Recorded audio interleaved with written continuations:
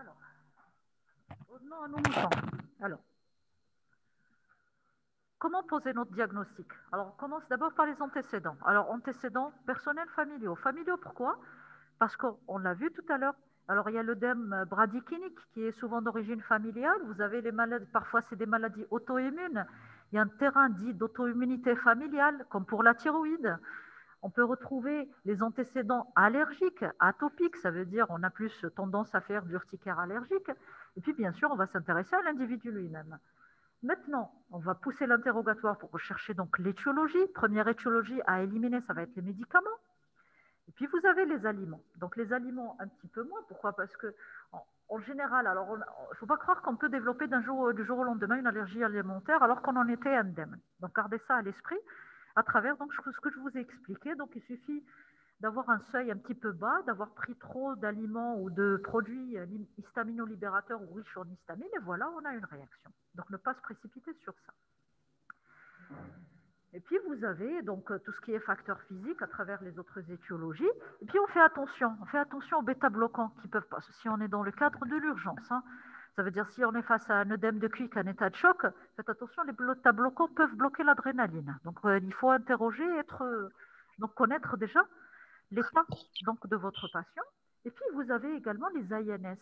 Alors, les AINS et la codéine sembleraient être, donc c'est des facteurs entretenant de l'urticaire, sans pour autant que ce soit la cause.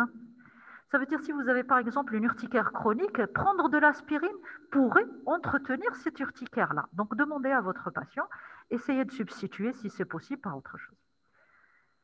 Recherchez les signes d'accompagnement qui sont des signes de gravité. Alors les signes de gravité, bien sûr, c'est les signes donc, de notre œdème de Quick. On va avoir donc l'atteinte ORL, les signes gestifs, donc que le tableau clinique il est beaucoup plus bruyant. Et puis, vous avez les autres signes qui peuvent nous orienter vers les maladies de système, les maladies d'auto-immunité. Donc, des signes à la fois cutanés qui peuvent nous orienter, mais vous avez d'autres manifestations. Et bien sûr, l'aspect dit de vasculite urticarienne. Si on a bien sûr des arthralgies, si on a d'autres lésions, donc pensez à ça. Et puis, comment dire, ce type d'urticaire, donc ces maladies auto-immunes, ces urticaires auto-humains, sont beaucoup moins prurigineux que les autres. D'accord? Donc on a des lésions moins prurigineuses, ayant plus tendance vers un petit peu l'aspect purpurique. Donc là, on pense maladie auto-immune. Et sachez que beaucoup de maladies auto-immunes peuvent donner donc des vasculites urticariennes. À l'examen clinique, donc on ne va pas commencer. Maintenant, on a un patient, il est devant nous. On ne va pas lui dire, voilà, monsieur, quel est votre nom, quel est là, on essaie d'être un petit peu rapide. On doit rapidement éliminer les signes de gravité. Alors, d'emblée avoir ça en tête. J'élimine la gravité et puis je fais ma recherche. Alors, la gravité. La gravité, ça va être les signes d'asphyxie. Les signes d'asphyxie, dès qu'on a la dysphagie, la raucité de la voix, l'hypersialorée, la chute, là, bien sûr, on va mesurer la saturation. Si on a une chute donc de l'oxygénation, donc d'emblée, on est face à une situation critique. On doit rapidement mettre en essayant d'avoir le maximum d'éléments, donc à l'interrogatoire, que ce soit par le patient ou par l'accompagnant. Et puis, vous avez le tableau associé à travers donc l'anaphylaxie. Alors, vous avez le patient qui est pâle, il est tout en sueur, il est pratiquement obnubulé. Parfois, il peut perdre conscience. Les constantes commencent à chuter. Donc, il est tachycarde. Donc, il y a des manifestations digestives associées. Donc, là, traitez rapidement. D'accord? Et puis, bien sûr, vous avez par la suite, tranquillement, vous allez donc pouvoir donc faire votre recherche à travers le tableau clinique superficiel, donc urticaire superficielle ou urticaire profonde. Alors, je fais un petit peu de temps de pause, comme ça si vous avez des questions.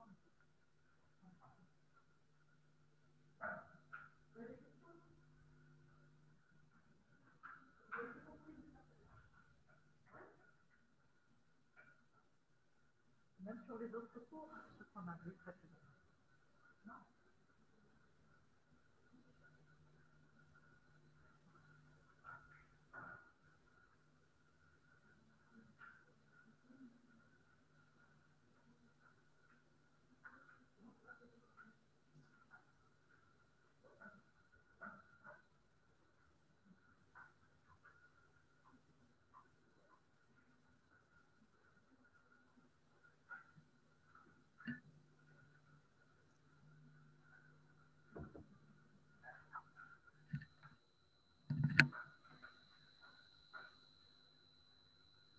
Allez.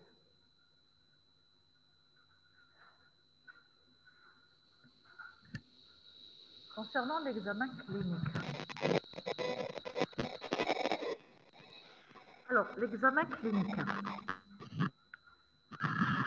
Donc, vous avez une lésion, donc monomorphe en général, donc dans sa forme commune, c'est une papule, donc comme on l'a vu précédemment, œdémateuse, rouge, rosée, donc qui peut être même purpurique. Parfois, le centre peut être un peu plus clair. L'impression que l'érythème il est périphérique. C'est une lésion qui est très bien limitée, à contour très bien limité, donc, mais l'aspect peut être différent. On peut avoir des papules, on peut avoir des plaques, on peut carrément avoir de grosses plaques. Bien sûr, c'est un érythème pur, donc sans lésion érythématosquameuse, et de taille. Elle est particulière, elle est dite fugace.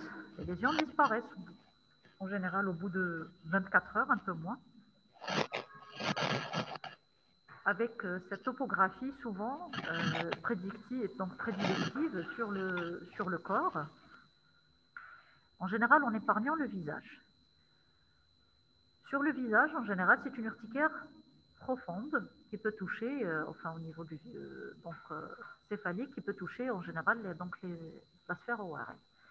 Chez l'enfant, par contre, on peut retrouver des lésions du visage, donc de l'urticaire, mais sachez que ce n'est pas un élément sémiologique qui va nous orienter vers telle ou telle étiologie, sauf pour l'œdème bradykénique. L'œdème bradykénique, c'est souvent une urticaire, vraiment, c'est un œdème du visage, sans pour autant qu'il y ait choc anaphylactique.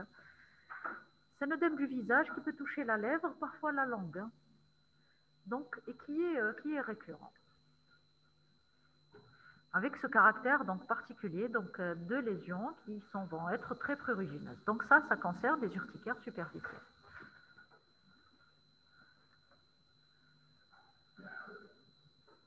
Merci beaucoup. Donc vous voyez que là on a des petites lésions, donc on a des petites papules. À côté vous avez de grandes plaques. Vous avez la plaque, vous voyez c'est des plaques. Et puis on voit cet aspect-là.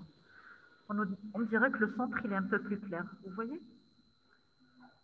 Vous voyez, on a l'impression qu'il y a une bordure un petit peu inflammatoire, donc c'est de l'urticaire. Hein, donc il ne faut pas être étonné pour autant d'avoir cet aspect sémiologique.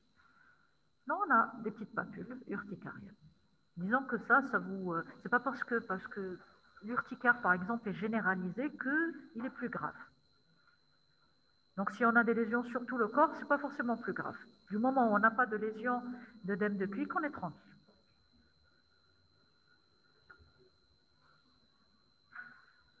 Si on s'amuse à faire une histologie, on va retrouver de l'inflammation. Donc l'inflammation concerne les vaisseaux, concerne donc la présence d'un infiltrat inflammatoire qui peut être donc polymorphe, donc il est à prédominance lymphocytaire. Donc c'est les cellules principales, cellules inflammatoires. Maintenant, si on s'amuse par contre à faire une histologie, parce que c'est à ce niveau-là qu'elle va trouver toute son implication, si on fait une histologie donc, sur une vasculite urticarienne, on va trouver autre chose. On va trouver une vascularite avec nécrose fibrinoïde, c'est-à-dire il va y avoir une nécrose au niveau des vaisseaux, au niveau des parois, et puis on va retrouver donc des cellules bien sûr inflammatoires et des dépôts d'IgM et d'IgG donc sur ces parois-là en faisant ça donc par une IFT. Donc on voit qu'on n'est plus, déjà histologiquement parlant, c'est complètement différent. Alors nécrose, c'est une destruction carrément. Hein. On parle de nécrose fibrinoïde, mais c'est un peu une destruction des vaisseaux, c'est une destruction enfin inflammatoire. Donc là, on fait notre histologie. Alors, ces urticaires sont en général aigus, guérissent au bout de quelques... Alors, on peut avoir, alors pour l'urticaire allergique, hein, ça concerne surtout les urticaires allergiques, on peut avoir donc une résolution des symptômes au bout de 2-5 heures en général. Il y a un risque de récidive des jours à venir, mais en général, ça évolue vers une résolution complète au bout de quelques jours. Donc, on est assez tranquille. On laisse notre patient. Alors, dans ce cas de figure, si on n'a pas de signe de gravité, qu'est-ce qu'on va donner? On va donner... Pardon? Les antihistaminiques. D'accord?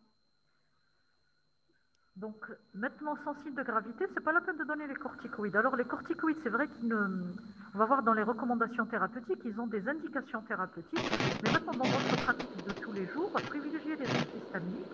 Si vous voyez qu'il n'y a aucun risque derrière, donc n'ayez pas peur. Maintenant, s'il y a un œdème de clic ou un risque d'œdème de clic, vous faites quand même, vous donnez vos corticoïdes. Ça, c'est sur le plan pratique. Hein. Parce qu'on voit ce que font...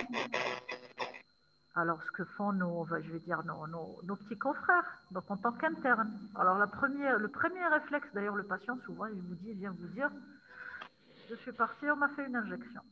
Premier réflexe, dès qu'on voit de l'urticaire, on fait l'injection des corticoïdes. D'accord? Donc, n'ayez pas forcément ce réflexe-là. Donnez-les vos antihistaminiques, évaluez plutôt votre patient. Si vous êtes face à une petite urticaire, maintenant, vous prévenez votre patient. S'il y a signe, entre-temps, d'apparition d'un œdème de clic, quoi qu'en général, quand vous l'avez reçu, il est déjà donc en phase déjà donc de lésion, vous avez déjà l'aspect de vos lésions, vous lui dites, vous partez là voir votre injection ou vous lui donnez carrément le traitement donc à prendre à la maison. Pourquoi? Parce que les corticoïdes, il semblerait que les corticoïdes entraînent une petite résistance. On a un effet bénéfique thérapeutique rapide, mais par la suite, on a du mal à se débarrasser des corticoïdes.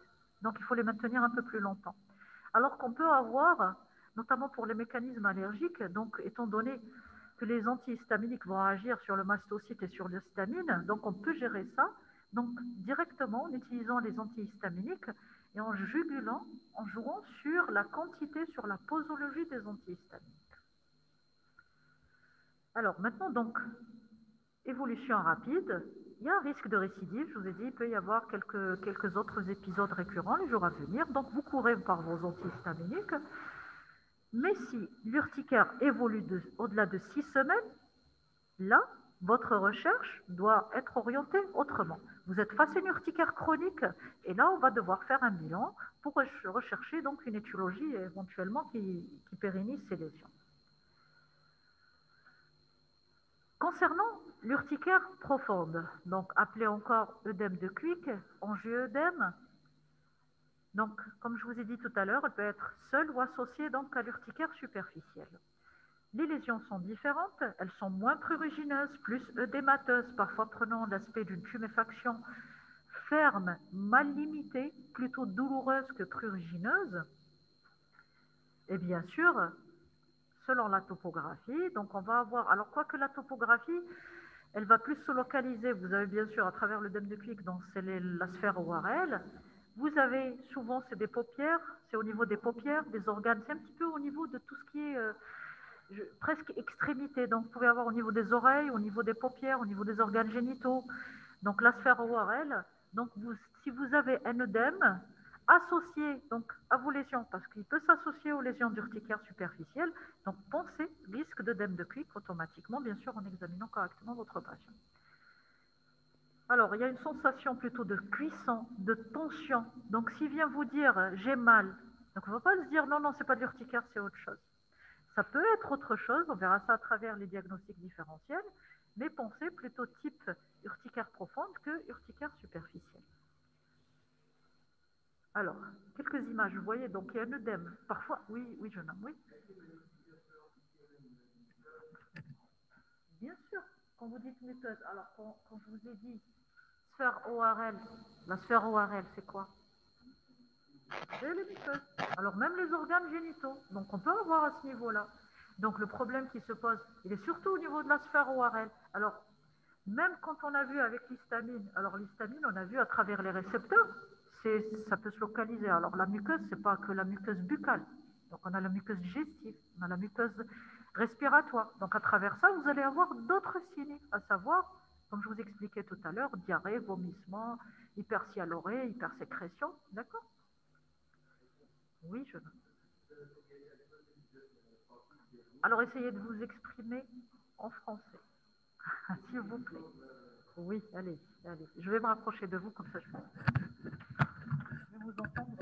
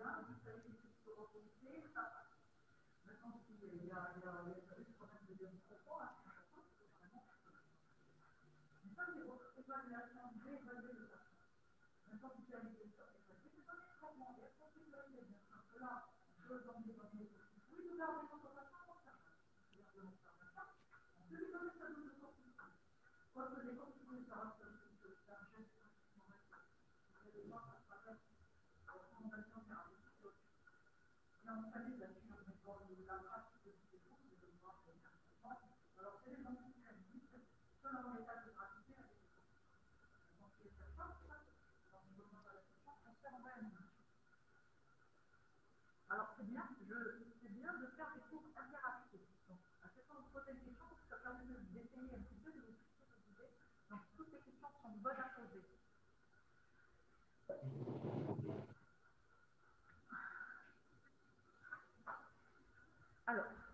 Alors toujours, et même, donc on va avoir bien sûr un infiltrat inflammatoire qui va être juste un peu plus profondément situé.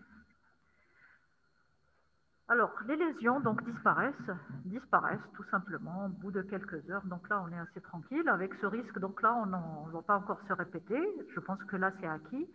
Il y a toujours donc ce risque de choc anaphylactique. Alors le choc, l'œdème de Quick, c'est pas le choc anaphylactique. Donc vous avez compris ça. Donc il y a un état de choc associé à un œdème de Quick, mais un œdème de Quick peut se manifester juste par une dyspnée, une rosité de la voix, une dysphagie.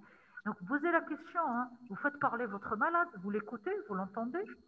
Parlez, vous lui demandez est-ce que vous avez des difficultés respiratoires, à avaler. Est-ce que donc là, vous avez déjà évalué. Ça, c'est le premier réflexe à avoir. Maintenant, si vous voyez qu'il est mal au point, vous allez l'examiner, vous allez prendre les constantes et le mettre sous traitement rapidement. Hein.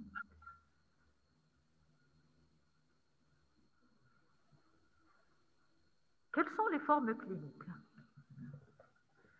Alors, donc on a parlé d'urticaire aiguë, puis il y a l'urticaire chronique. La forme aiguë, c'est la plus fréquente et c'est celle qui touche surtout l'enfant. Alors, souvent, c'est une origine allergique, comme je vous ai dit tout à l'heure. Donc, on va rapidement identifier l'allergène en cause. Alors là, vous avez une liste. Voilà. Donc, souvenez-vous, tout à l'heure, dans les non immunologiques, on a parlé de certains médicaments. On a parlé de l'œuf, par exemple. Vous voyez que l'œuf, on va le retrouver dans l'allergique et dans le non allergique. Vous avez donc tous ces aliments-là à travers donc, les arachides. Vous avez les noix, les cacahuètes, le chocolat, les crustacés, tout ce qui est fruits de mer. Donc, l'alcool, le lait. Le lait également est une cause fréquente d'allergie alimentaire à travers ce que vous connaissez, qu'on appelle l'allergie aux protéines de lait de vache. Et puis, vous avez fraises, kiwi, la tomate. La tomate, elle peut être à la fois allergique et non allergique. Elle est riche en histamine, la tomate. Et puis, enfin, vous avez même certains colorants alimentaires. Vous voyez que la liste, elle est assez longue. Et puis, pour les médicaments, alors les médicaments, c'est ce que vous connaissez habituellement, les ANS, les bêta-lactamines, les antibiotiques. Vous avez les vaccins aussi. On peut avoir les produits de contraste, les anesthésiques, les curares aussi sont connus pour donner des allergies. Donc, tout ça, donc on va poser on va faire notre interrogatoire et voir. Alors, on peut retrouver d'autres produits. Et là, on va devoir se référer, voir si ce produit-là, quoique de façon générale, tout, on va dire presque tout, hein, on peut être face à une allergie pratiquement à tous les produits. Alors, je vais vous étonner, mais sachez qu'il existe même des allergies aux corticoïdes. C'est rare, mais ça existe. Et puis bien sûr, vous avez toutes les autres allergies. Alors, on peut avoir des piqûres d'insectes, on peut avoir une origine infectieuse, notamment virale. Seulement, la particularité de ces urticaires allergiques, c'est des urticaires qui vont être rapidement résolutifs, mais gardez en tête qu'au risque de réexposition et un risque de... Le problème, c'est pas qu'on peut avoir les mêmes lésions, comme on peut avoir une réaction beaucoup plus inflammatoire, beaucoup plus importante, et exposer notre patient à cet œdème de cuivre-là. Alors, c'est plus l'interrogatoire qui va nous permettre de confirmer notre diagnostic. Parce qu'il vous dit, voilà, j'ai été piqué par un insecte, j'ai fait ma réaction. Et puis, c'est dangereux. Il ne faut pas s'amuser à lui dire, non, essayez de reprendre. Vous suspectez telle chose, essayez de reprendre ça et on va voir. Si vous avez encore une réaction, c'est que c'est ça. Alors, on ne fait pas ce genre de test-là. Maintenant, si on est appelé, par exemple, à tester un médicament indispensable, ça se fait en milieu spécialisé avec des tests particuliers. Donc, on ne s'amuse jamais à dire non, à savoir, on verra. D'accord ? Très, très attention aux réactions allergiques. Concernant maintenant les urticaires chroniques, donc c'est des urticaires qui durent au-delà de 6 semaines. Alors, souvent, c'est des urticaires particulières parce qu'elles ont d'autres signes associés qui sont en rapport avec l'étiologie donnée. Alors là, par contre, ces urticaires trouvent, alors en matière d'urticaire chronique, les examens complémentaires trouvent toute leur implication. Il y a plusieurs types d'examens orientés donc par le type ou l'étiologie de notre urticaire. Maintenant, il y a des examens simples, il y a des examens allergos, il y a des examens, il y a des tests, on verra à travers donc ces différentes formes. Et puis enfin, vous avez ces urticaires récidivantes. Alors, c'est un petit peu plus, c'est pas comme l'urticaire chronique. Hein. Ça veut dire qu'il peut ne plus avoir de lésions pendant 1 ou 2 mois, puis ça revient. Alors, il faut quand même pousser un petit peu l'interrogatoire et voir si ça ne rentre pas dans le cadre d'une urticaire chronique ou s'il s'agit d'une urticaire juste simple, récidivante. Hein. Parce que la prise en charge thérapeutique, elle va être différente. Alors, on voit quelques formes. Alors, sachez qu'il peut exister des formes un peu atypiques, à savoir figurées à travers, quand on parle de formes figurées, c'est-à-dire qu'il y a des figures un peu géométriques. Donc, c'est des plaques un petit peu, ça peut être annulaire, ça peut être de grandes plaques, ça peut être des petites lésions. D'accord? Donc, tout ça, ça reste de l'urticaire. Il y a des formes micropapuleuses. Alors, micropapuleuses, maintenant, si on a le petit halo, on pense direct. Micropapuleuse. Micropapuleuse, je vous ai dit tout à l'heure, entourée d'un petit halo, comme ça. Cholinergique. Cholinergique. Et puis, vous avez bien sûr ce qu'on appelle des formes bulleuses. Donc, c'est rare, mais on peut avoir des bulles. On peut avoir des formes purpuriques, hémorragiques. Oui. Non, ben non, c'est une bonne question. Mais c'est ça le problème. C'est pour ça que les antihistaminiques n'agissent pas sur tous les urticaires, parce qu'ils agissent surtout sur l'histamine. Et vous allez voir qu'il y a d'autres traitements. Alors, maintenant, donc ces formes-là, donc, comme vous voyez, on peut avoir des formes un petit peu hémorragiques, purpuriques chez l'enfant. Donc, alors, en dehors de certaines pathologies, c'est vrai que la pédiatrie, c'est un peu différent. Alors, si on a du purpura, alors maintenant, on se méfie un peu chez l'enfant. Je ne sais pas si vous connaissez quel est le diagnostic d'une éruption, alors chez l'enfant ou adulte, hein, purpurique, échymotique, s'il y a un tableau général d'infection. Exactement, faites très attention. En plus, il ne faut pas passer à côté d'autre chose, à côté d'un méningo ou d'une autre infection. Donc, chez l'enfant, il faut quand même bien examiner si on a une urticaire. Il y a d'autres maladies qui peuvent être bénignes également. Alors, chez l'enfant, voir s'il n'y a pas des signes d'accompagnement et ne pas passer à côté d'une autre maladie qui n'est pas forcément l'urticaire. Alors, c'est pour ça que la recherche, on va dire, sémiologique, elle est très importante. Alors, la dermatologie en tant que spécialité, alors si on devait la rapprocher d'une autre spécialité, ça va être plutôt de la médecine interne, exactement. Ça va plus se rapprocher de ça que d'autres spécialités, beaucoup plus d'organes. Donc, votre recherche doit toujours ratisser large et rechercher d'autres signes. La peau n'est pas le... Alors souvent, ce n'est pas que sur la peau qu'on pose le diagnostic. La peau ne fait qu'attirer notre attention, mais c'est le cortège de symptômes à travers la recherche sémiologique qui nous permet de poser le diagnostic. Donc, on doit se méfier de certains diagnostics, bien sûr, différentiels. Alors, pour les urticaires superficielles, alors c'est des lésions érythémateuses, urticariennes. Alors, dans les dermatoses bulleuses auto-immunes, on va retrouver également des lésions urticariennes et puis on va retrouver des bulles. Mais le tableau il est un peu différent. Il y a une prédominance surtout de bulles et puis souvent c'est une évolution un peu plus chronique. Ce n'est pas des lésions urticariennes classiques qu'on va rencontrer dans l'urticaire. Vous avez ce qu'on appelle l'érythème polymorphe. Alors ça, c'est une dermatose bulleuse. On voit qu'il y a de l'érythème. On peut voir carrément, parfois même, dans un stade de début, la dermatose bulleuse peut se manifester que par des lésions urticariennes. Et par la suite, il va y avoir des bulles. Alors c'est pour ça que dans ces situations, si on a un sujet âgé qui a des plaques urticariennes presque fixes, on fait une biopsie, on fait une IFD pour voir s'il n'y a pas une dermatose bulleuse derrière qui est en mode donc de révélation. Vous avez ce qu'on appelle bien sûr l'érythème polymorphe. L'érythème polymorphe, je pense qu'on en a déjà parlé. Alors bien sûr, c'est des lésions. Alors quand on voit, c'est très typique. Hein. Vous voyez, les lésions, elles sont comme ça. Si vous voyez ça, alors en général, elles siègent au niveau des mains et au périarticulaire.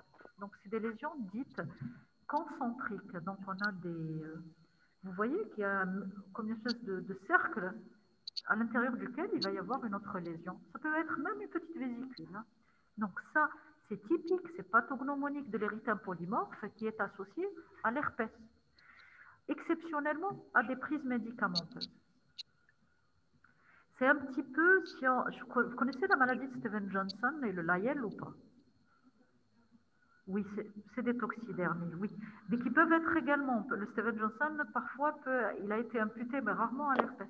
Mais je veux dire, c'est un petit peu dans le même groupe de pathologies qu'on va mettre l'érythème, mais il est à minimal. Hein. Franchement, c'est des lésions inflammatoires très...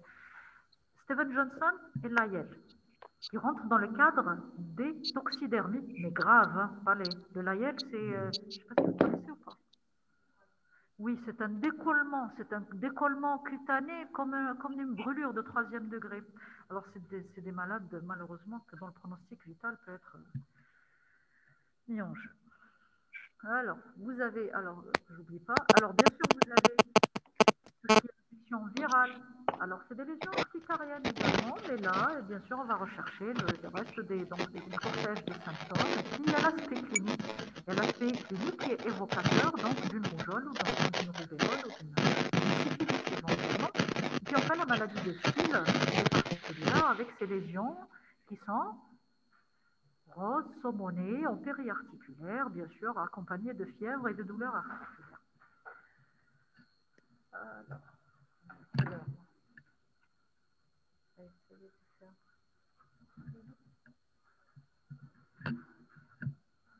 Merci. Alors, on passe rapidement, on va essayer d'activer un peu. Alors, pour l'urticaire profond, c'est d'autres diagnostics différentiels. Vous avez les récipelles de la jambe, de la face, du membre. Donc, vous connaissez vous savez ce que c'est que les récipelles? Oui, c'est une infection. C'est quoi, les récipelles? Alors, vous avez dû faire ça ailleurs. Même si vous ne l'avez pas fait en dermato, vous avez dû le faire ailleurs. Exactement, mais on appelle ça une dermohypodermite. Donc, c'est une infection profonde. Donc, strepto, accessoirement staphylocoque. Alors, staphylococcie, vous pouvez avoir une staphylococcie. Alors, la différence, c'est que l'une, elle est bien délimitée, l'autre non. Vous pouvez avoir un zona ophtalmique, on se méfie également. Alors, tout ce qui est lésion douloureuse, face, œdème, ça peut être le mode de révélation début d'un zona. Alors, pour l'eczéma de contact, en général, les lésions ne sont pas urticariennes, elles sont plutôt vésiculeuses, sointantes. Donc là, on parvient à faire quand même le diagnostic. Et puis enfin, vous avez tout ce qui est cellulite dentaire, éventuellement. Donc c'est plus les origines infectieuses qu'il faut éliminer. Hein, parce que si on doit retenir quelque chose, surtout au niveau de la face et pour l'œdème, donc profonde. Parce que c'est des urgences également thérapeutiques et on fait très attention. Pas donner des corticoïdes pour un zona ou pour une staphylococcie, parce que là, c'est la catastrophe assurée. Puis enfin, vous avez le syndrome cave. Le syndrome cave, est-ce que vous savez ce que c'est? Syndrome cave, comme son nom l'indique, exactement ce qui va donner, donc, c'est ce qu'on appelle l'œdème en pèlerine, c'est-à-dire il va y avoir un œdème de toute la partie haute du corps. Donc on a un œdème au niveau du visage, du tronc, du cou. Donc si vous avez ce type d'œdème-là, pensez direct à faire votre écho et à voir s'il n'y a pas donc une compression de votre veine cave.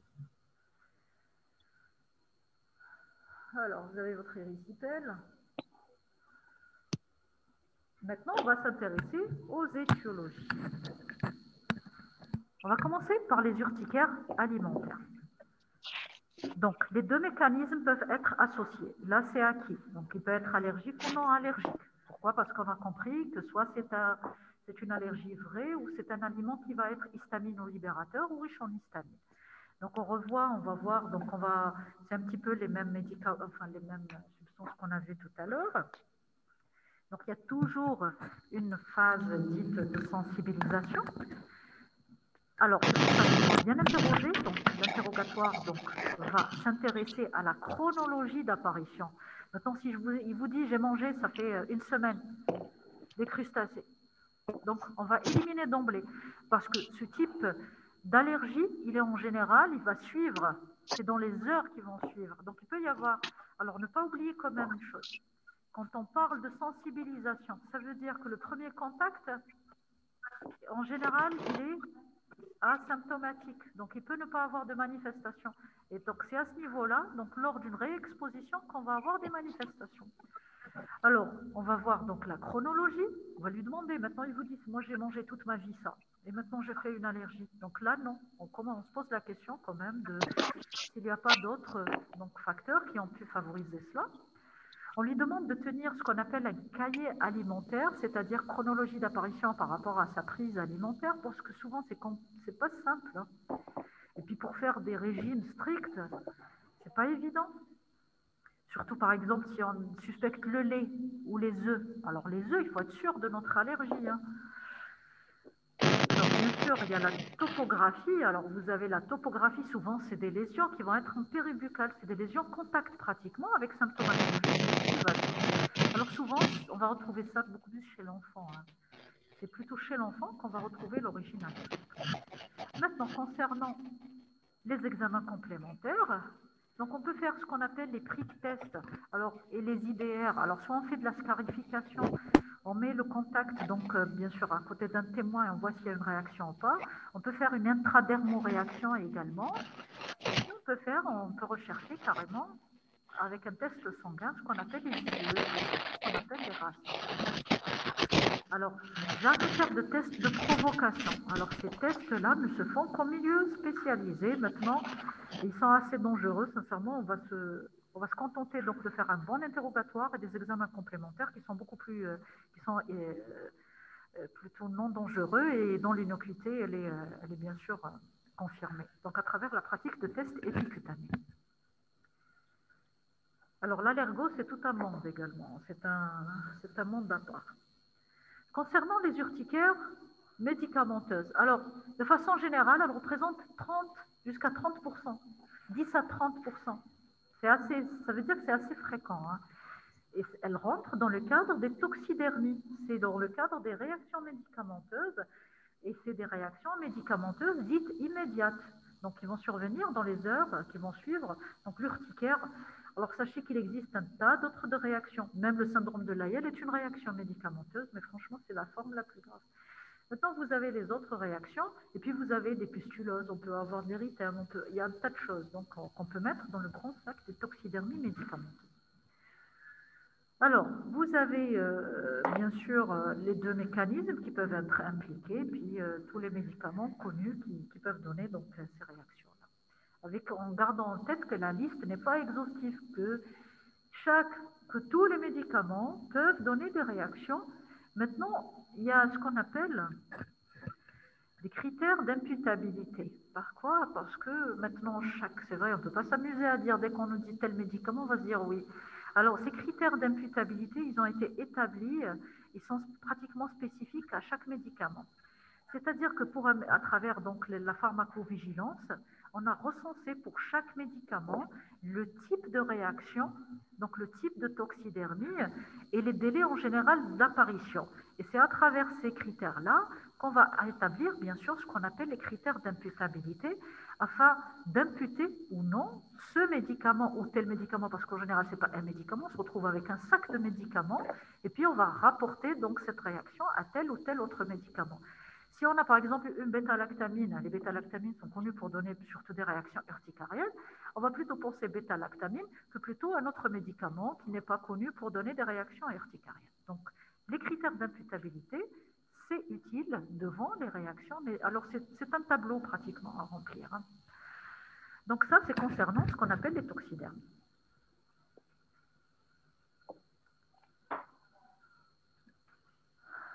Alors, donc là, ce que je viens de vous raconter donc, sur les critères d'imputabilité. Alors, donc ça prend un peu plus de temps. Donc, pour ce qui est réaction médicamenteuse, donc un peu plus de temps que par rapport aux réactions alimentaires. Maintenant, il y a ce qu'on appelle la maladie sérique.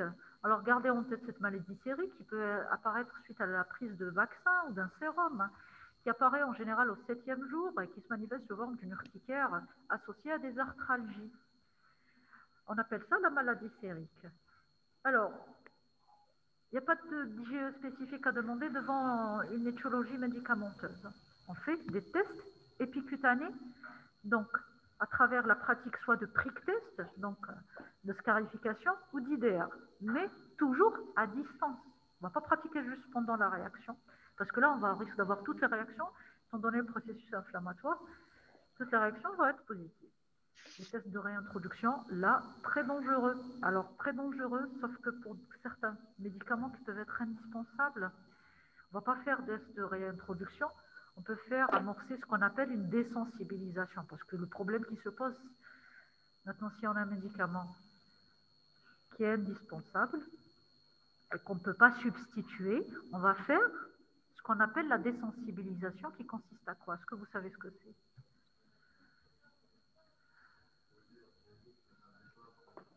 Très bien.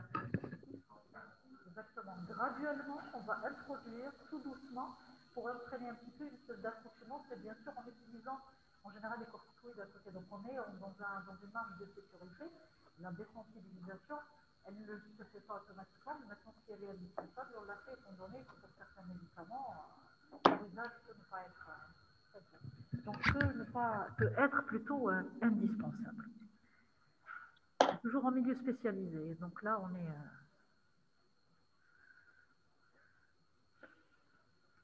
les urticaires infectieuses. Donc, on va retrouver toutes les infections pratiquement. En tête de liste, les infections virales, hein. Alors, cytomégalo, hépatite. L'hépatite, elle se manifeste par une urticaire au début, hein. Alors, avec cette triade dite de